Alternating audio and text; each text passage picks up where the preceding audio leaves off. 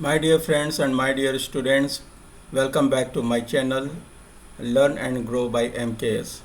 आज के इस वीडियो में हम लोग how to slice the numpy array in python इसी टॉपिक से रिलेटेड वीडियो को आज हम लोग देखेंगे समझेंगे।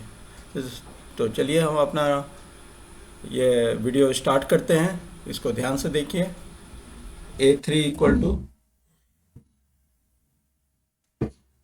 np डॉट एरे, ठीक है। अब इसके अंदर हम लिखते हैं और मल्टी डायमेंशनल करना है। 1 2 3 4 सॉरी 1 2 3 4 5 6 7, ठीक है। 7 एलिमेंट्स लिखते हैं। फिर और एक लिस्ट इसी में देते हैं। 7 तक है, फिर उसके बाद 8 9 10 11 12 13, ठीक है। 8 9 10 11 12 13 और एक दे देते हैं 14, ठीक है। और एक एरे 3 डायमेंशनल बनाते हैं इसको हम।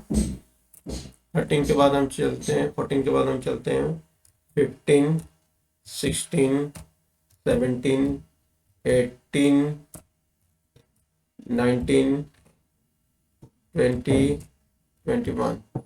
कितना है इसमें? 1 2 3 4 5 6 7, फिर उसके बाद 1 2 3 4 5 6 7, यहाँ तो 7 है ही, ठीक है। अब हम प्रिंट A3 करते हैं। क्या करते हैं? Print A3।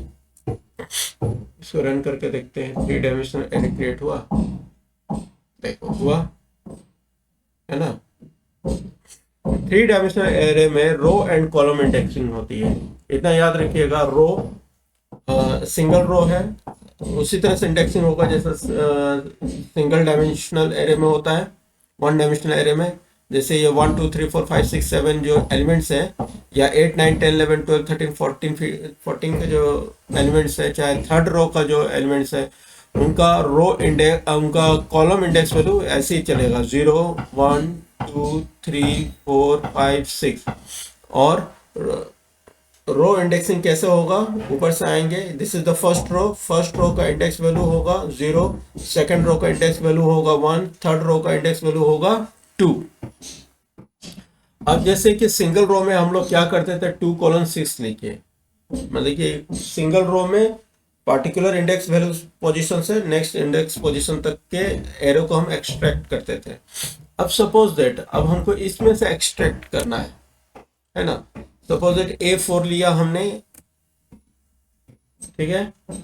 अब हमको करना क्या है कि इसके वैल्यू को एक्सट्रैक्ट करनी है। तो A3 जो एरे है उसको लिख रहे हैं हम, ठीक है। और फिर उसके बाद square bracket will be used. इसमें भी रो एंड कॉलम को ध्यान में रखते हुए करना है, ठीक है। तो जो रो एंड कॉलम लिखेंगे ना, तो 2 पार्ट्स में लिखाएंगे, सेपरेटेड बाय कॉमा। पहला पार्ट्स क्या है? सपोज दैट रो पार्ट्स को लेते हैं। जैसे अब हम यहाँ पे ये आते हैं, जैसे देर आर 3 रोज 0 1 एंड 2, ठीक है। अब हम क्या करते हैं कि 1 से लेकर 0 से लेकर सपोज दैट हम 2 तक जा रहे हैं, ठीक है। तो 0 के लिए हम लिख रहे हैं अभी colon second position index position 2, यानी कि ये यहां से स्टार्ट होगा, दिस पार्ट से स्टार्ट होगा, और ये यहां तक जाएगा नहीं जाएगा, क्योंकि हमेशा last number is the excluded, तो ये 1 तक ही रन करेगा, ठीक है। अब इसी में ये हुआ रो पार्ट।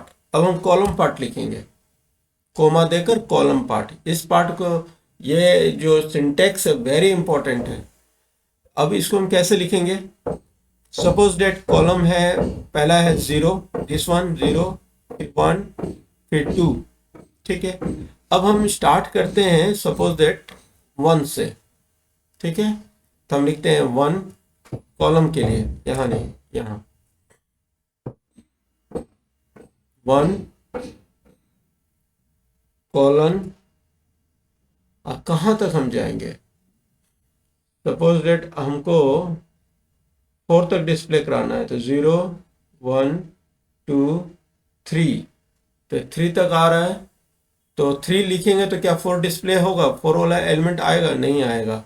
हमें लिखना होगा 4 तक, कॉलन 4, 1 कॉलन 4, ठीक है। अब हम इसको प्रिंट करते हैं and see the result, print A4, slice करके मल्टी डायमेंशनल एरो को हमने A4 में स्टोर किया। रन करके देखते हैं, देखो 0 1 पोजीशन क्या था? 1 पोजीशन 1 2 था, ये कहाँ तक गया? 4 तक, 4 तक रन किया, है ना। दिस वन इज द 4, और हमने यहाँ पे क्या लिखा था? रो में 0 से लेकर 2 तक जाएगा, यानी कि दिस पार्ट, दिस रो, और फिर 2 तक, लेकिन 2 इज एक्सक्लूडेड, ठीक है। इसलिए ये सिर्फ और सिर्फ 9 10 11 को डिस्प्ले कर रहा है, 16 17 18 को ये डिस्प्ले नहीं कर रहा है, ठीक है। सपोज दैट हम यहाँ 3 लिखते तो क्या होता है? लेट्स सी, रो में क्या ये रन करता?